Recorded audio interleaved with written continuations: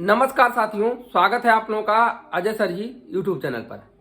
साथियों, यदि कोई ऐसा सोचता है कि आने वाली प्राइमरी शिक्षक भर्ती सिर्फ एकेडमिक मेरिट पर होगी तो वह समझ लीजिए बहुत बड़ी भूल कर रहा है। साथियों, आप लोगों को बताना चाहता हूं कि अब वह दौर नहीं रहा कि जब शिक्षक भर्ती को कोई सोचे कि एकेडमिक मेरिट पर ही हो जाएगी। साथियों, जैसा कि पहले आप लोगों को पता है कि उस समय बीटीसी करने वाले जो प्रशिक्षु हैं उनकी संख्या भी बहुत कम होती थी और सीटें भी बहुत कम निकलती थी। 10,000 15,000 करीब भर्ती आती थी और बीच में एकेडमिक मेरिट पर भर्ती हुई है। तो उस समय केवल यूपीटीटी पास लिया जाता था और एकेडमिक मेरिट से भर्ती हो जाती थी।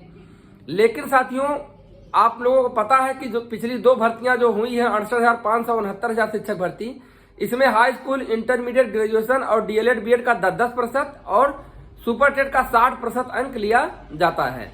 तो साथियों, आप लोगों को बताना चाहता हूं कि एकेडमिक मेरिट से भर्ती जो लोग सोच रहे हैं साथियों, वो लोग गलती कर रहे हैं। वो लोग अपनी सुपर टेट की तैयारी करें, क्योंकि साथियों आप लोगों को पता है कि जब एकेडमिक मेरिट से भर्ती होती है तो उसमें जो जिनकी मेरिट कम रहती है उनको अवसर नहीं मिल पाता है। अब आपको पता है कि सभी को संभलने का एक बार मौका मिलना चाहिए, अर्थात चयन प्रक्रिया ऐसी हो कि कुछ एकेडमिक वालों को भी लाभ मिल जाए और कुछ जिनका एकेडमिक खराब है उनको भी संभलने का मौका मिल जाए।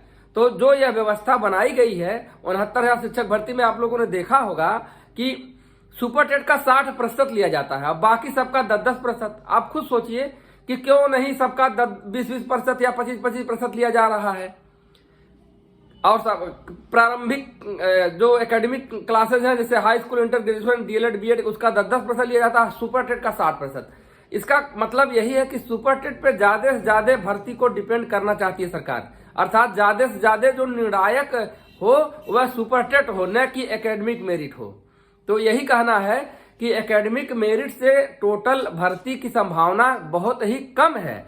उसकी संभावना लोग न करें और जरूर तैयारी करें। साथियों, यह जान लीजिए कि एकेडमिक मेरिट समाप्त हो जाए यह संभव है, लेकिन अगर यह कोई सोचे कि केवल एकेडमिक मेरिट से भर्ती हो जाएगी तो आने वाले समय में ऐसी संभावना न के बराबर मानी जा रही है।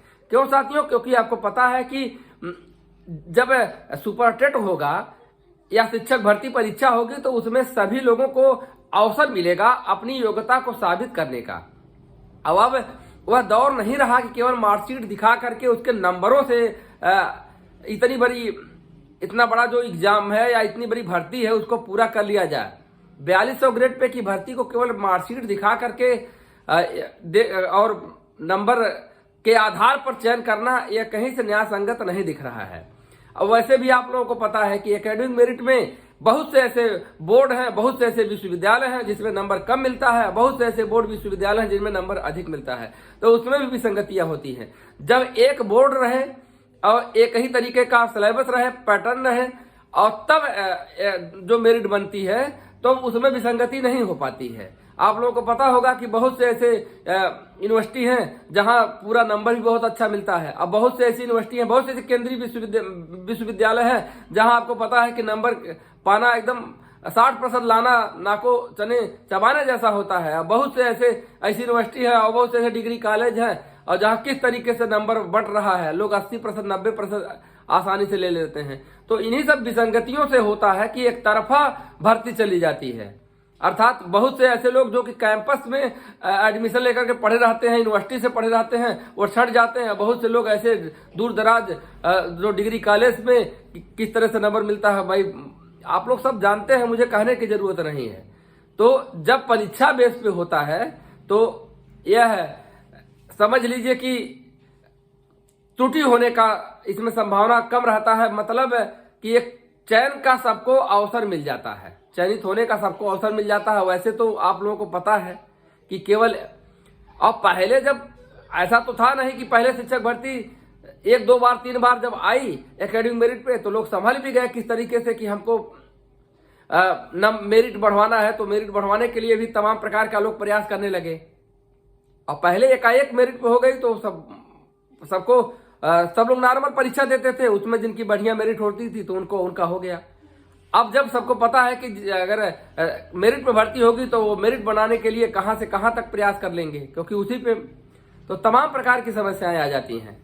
हाँ, लेकिन एक चीज आपको ये भी कहना चाहता हूं कि शिक्षक भर्ती परीक्षा हो वह पारदर्शी पूर्वक हो, जिसमें किसी गरीब और असहाय का हानि न हो।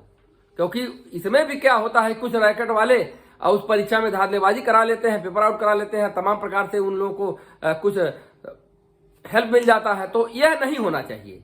इसी को अगर सरकार एकदम टाइट कर दे परीक्षा की, जिस तरह से पीसीएस का पेपर होता है, आईएएस का पेपर होता है, कहीं क्यों नहीं कोई कसता है, इसी तरीके का पेपर सरकार करवाए और जिससे कि मेधावी का भी नुकसान न हो।